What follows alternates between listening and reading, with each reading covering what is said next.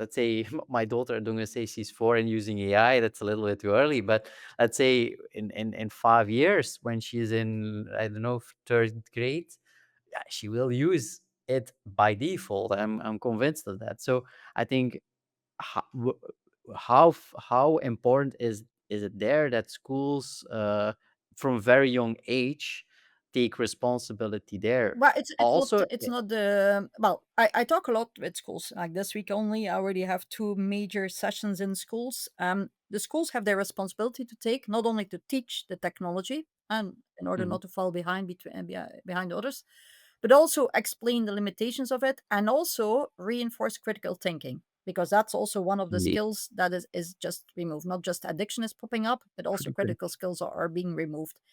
But I think next to that, and I really try to enforce this, is at the table around the kitchen at home.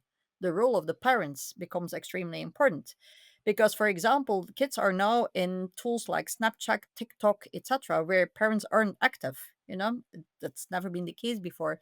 Well, in these Mhm. apps, AI is all over the place. The bots are there. In Snapchat, if you're not active with your friends, the bots will pop up and say, "Hey, I'm there. I'm your friend." Um, Parents should first of all sit next to their children, not stop the apps, but and explain that this is not a real friendship and what a real friendship is. I mean, I have two daughters at home. I had to do this. I had to explain that this is not real. That a real, a real friendship is wanting to spend time with each other. Wanting to discuss, wanting to go out, etc. That it's not because somebody is there always saying what you want to hear.